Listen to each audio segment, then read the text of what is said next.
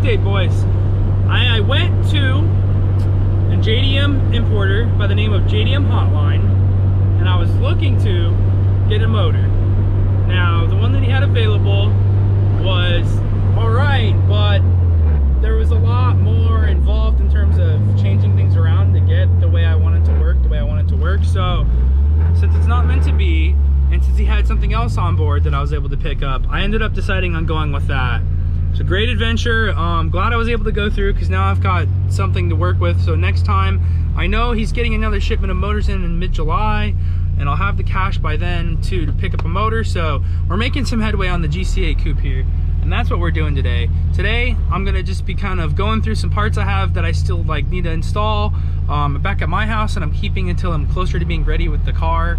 And today I'm gonna install a fuel pump for you to watch. So PD Boy here is gonna record. So we picked up some fuel line for the fuel pump here, and we're on our way back to my uncle's house. So we're gonna get going on that. The reason I want to get the fuel pump in is because, one, I'm gonna need it in at some point when we're gonna get running in the near future. I want that in there also so that when I put what I got actually from JDM Hotline into the car, I don't have to take them back out. I got seats, boys. I'm not gonna be too secretive here. I got some JDM. I think they're from a version 7. I'm not really sure. If you haven't already, make sure you sub to the channel. And if you haven't already and you like this video so far, give it a like. We're gonna have some fun. But look, here they are, just kind of chilling in the driveway. Uncle Pete's got the garage working, going. We got the Jeeps. He's Jeep squad now. He's like, God, like crazy Jeeps, trying to do some Jeep projects. So that's pretty cool. Happy for him. But yeah, we're gonna get to working on this interior and getting this fuel pump in. So the one thing you'll notice is that the downside to having these is that there's not as much adjustment with the passenger seat, which would be left-hand drive for us. Obviously, the passenger seat has more adjustment than the driver. I don't know how it was that it tilts the back of the seat or whatnot, but this is what they're looking like. This is the only thing that I see that I'm not sure if it's a scratch or if it's like a stain from something, but it's something. That's the only blemish there. This one's the one that's kind of worn a little bit, and look at this. Would be, if there's anywhere, it'd be right here on these side pieces, and they're looking pretty solid. So pretty dope. Come over here and look at the back. Backing's pretty clean. Got a little bit of a tear or scratch there on the top, but nothing really damage wise. Here's this one's STI logo, kind of a closer shot. This guy is really getting into the throttle over there. So, but yeah, these are what the seats look like. I'm really happy with how they look and how clean they are. Be a very nice compliment to the two-door coupe. So now let's get to installing that fuel pump. Thank you for your love. Thank you for the heart. There'll never be a long and lonely night again. Thank you for your love. Thank you for the heart. There'll never be a long and lonely night again. Thank you for your love. Thank you for the heart. There'll never be a long and lonely night again. Thank you for your love. Thank you for the heart. There'll never be a long and lonely night again. Thank you for your love. Thank you for the heart. There'll never be a long and lonely night again. Thank you for your love. Thank you for the heart. There'll never be a long and lonely night again. Thank you for your love. Thank you for the heart. There'll never be a long and lonely night again. Thank you for your love. Thank you for the heart. There'll never be a long and lonely night again. Thank you for your love. Thank you for the heart. Oh man, I really went ham damn, I kind of bent this motherfucker up, dude. Let's not talk about that. This thing was a beast to get on. I know there's a special tool for it, whatever, but damn, bro was tight, dude. So we're gonna finish up here. Boom, Moist Man is back. Oh man, I hate that fuel pump assembly at the top there. I was struggling with it, but we got the fuel pump in, and all I gotta do left is throw that on, along with I'm missing an 8mm nut on this one stud. The seal itself's pretty haggard, but it does get a seal all the way around. I'm not too worried about it. I just want to get the car running. That'll be something if it really smells, and I'll replace it, but I think it's gonna be fine, even though I'm not sticking through on all of them like that, because some of them were broken. The ridges are there, so everything's tightened down with the rubber seal fully around.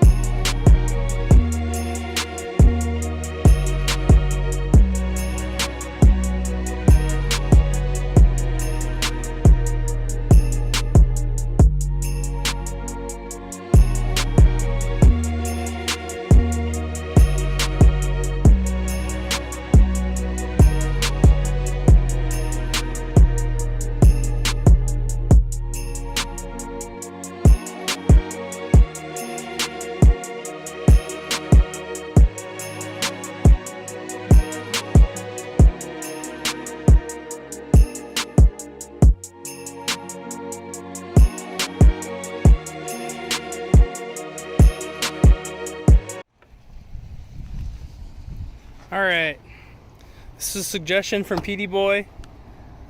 Shaky cam's probably not going to be, it's going to be a lot shakier. This is on my cell phone. We're finishing up the video here today. Well, at least this portion, I'm going to do an update of what parts I have at the house. But here's those JDM version 7 seats, or whatever version, or whatever JDM GD seats are in the GC here. You know, the only downside about running JDM stuff is that all your adjustments and such are on the passenger side of the vehicle, and it sucks. Also, from sitting in it and like me being pretty tall and actually sitting in here, this thing sits really high, and I'm not liking that. So likely I'll run them for now because that's all I have, and they're clean, but not too happy about the height. The height's not gonna do it for me. It'll be drivable, like it's drivable, but in the GC, the GD chassis stuff's already pretty tall, and this like passenger side, because this is obviously a passenger side JDM or whatever, just feels really tall when you sit in it. And maybe it's just because I'm used to the Civic rails, and that's the reason why this kind of setup sucks. But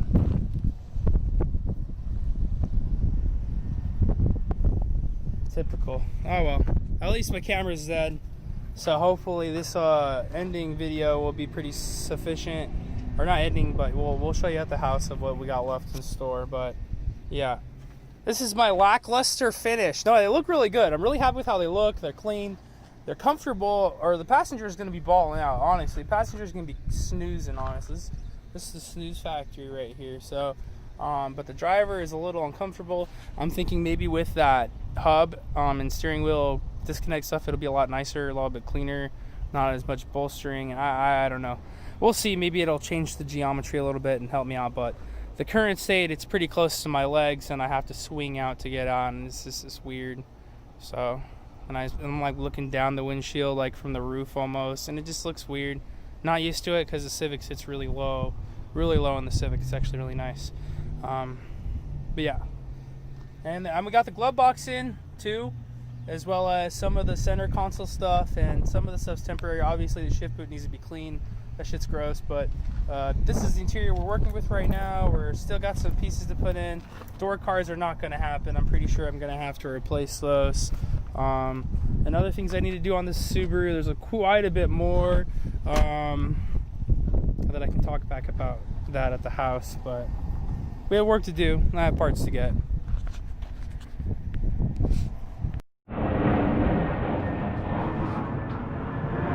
It's actually not bad out here, boys. I waited a bit for it to cool down. I'm doing the rest of the Subaru update video here. Got our blanket covering the parts here. This is what we've got collected for when we get to 205. We're gonna go with the JDM single ABCS 205 to get the swap running, since it was already tuned, or it was swapped with a version 7 setup. So we have the N1 style NVIDIA cat back, no resonator. It probably needs some work with this right here. The dude looks like he cut it off shank or something. And we got the downpipe. We need probably a weld bung for an AFR setup, because I do have an AFR setup I'd like to run. It's catless, so I'll need to tune that out. We got the Cob Intake for the sounds and the lulls with the VF30 JDM version 7 turbo with a version 7/8, or no, it's a version 7 top mount, and some ID 1050 injectors that I have from that setup. So that's like most of the parts that I do have. Some more that I do need. I would like a turbo inlet. I need a pairing turbo inlet. I kind of want to do it all right if I'm going to do it from the get-go. So I'm like going to tune. I want to make sure everything's cleaned up, tightened up, right clamps, silicone. Like I need to get like the rest of the silicone stuff. Probably there's a Mishimoto hose I can get for the bottom, and there's a silicone I can get for this. So I clean all that up, and so I need to get turbo inlet, Cob EBCS. So I need a boost control solenoid, essentially a 3-port. I don't need to go 4 ports, nothing crazy, it's just a stock turbo. But since I'm getting a tune, so I'm gonna need that to be able to pass emissions. I'm gonna try to get the USDM ECU to work with the wiring that's been wired for version 7 JDM, because if I could just pass emissions, I don't have to do any like crazy stuff like that. I know the car's emission capable. I just want to make sure it'll communicate with the systems, because the JDM ECU won't. But worst case, I'll run it on version 7. What else do I need? We need a BPV for the top mount. I don't have that. Those right here. And, I think it's your like bypass valve or something like that. I don't know, I forget how they reference to it. I need my fuel rail, so I want to put it in parallel. Seems like most of the time with these Subarus that I've had issues is overheating or leading out, fuel issues, and that 4-cylinder doesn't get enough fuel, it gets too hot, and this has a lot of issues. So I'd like to get fuel rails, put the system in parallel, so that the idea is that the fuel is being dispersed in parallel, so it's getting even dispersion at the same rate, and that the one's not getting left behind during open wide throttle, and that not a cylinder is getting you know, too wet or too hot from not enough fuel. So that's one thing I want to do. That I want to do, yeah, probably with all that I'll need an FPR. So that's kind of like an expensive thing. I'd like to run more of a stock setup, but we'll see. What I kind of want to do that too at the same time, just to get it done since I'm already doing it. And that's where I like draw the line. Do I do timing? Like, should I probably should, but I would just rather drive the car, because my plans are to not really build this motor. I want to build like the hybrid on the side, so get a closed deck 2.5 going for the car, but it's like later on out. So I want to get the car running for now, since I still have the 207 heads that are chamber matched for 2.5, so that is a possibility. But I want to get the car running. So why spend all the money on the timing if, you know, I'm just gonna drive it around and it'll blow on 40K is all I need, you know. Get around, get enough money for the build, get it done, and then we're good. We'll get there when we get there, but I'm trying to get this cheap as possible is the idea. So the fuel rails and stuff might not happen, and it might be a little overzealous. Brembo seals. I don't know that I've put this out, I forget. I don't know what I've like told everybody. I forget how many videos. I do updates all the time. I'm not sticking to the timeline as well as I should, but I've been working on this project. This is my like vapor blasting cabinet, but these are the Brembos. I'm working on getting these cleaned up so that we can get those.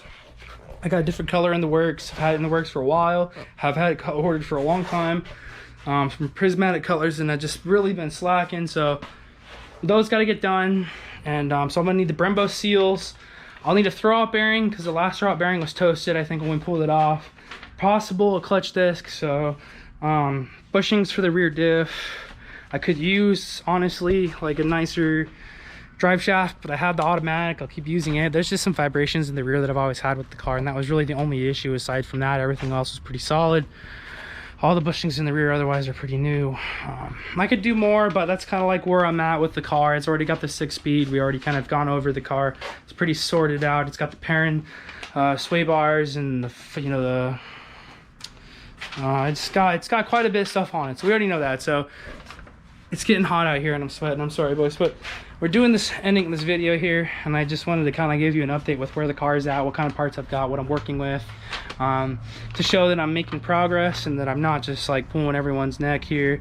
I do have to get some stuff done on the Civic. She's in a bit of a rut right now, so I gotta get that done, and I gotta get going on the AC hybrids.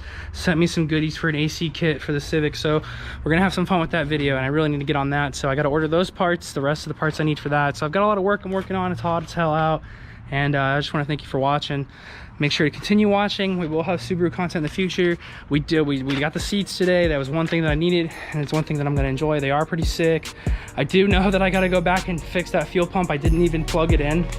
I was just going through it so fast. I forgot to plug the fuel, like plug into the pump. So that was one thing I missed on it. And then I'll just probably get a seal while I have it apart again and do it right. Since I did the hoses, I replaced the hose, I might as well replace the seal. So I'll go through and clean that up, even though the seats are now in the car. There's a couple things I had to fix on the HVAC unit that I didn't show on camera, that were broken on the one side for the cable. So I didn't really show the cable video because I couldn't show a good cable video, because basically I had to glue it with some JB Weld, and I don't know that it's held up properly yet. So I know this video is going to cut rather long and ranty, but I just want to let everybody know what's going on with the GC8 coupe and the channel in general right now. So I appreciate you for following me, watching, and make sure you're subbed for more. Tell your friends, tell your mom's friends, tell your dad's friends. I don't know, tell everybody.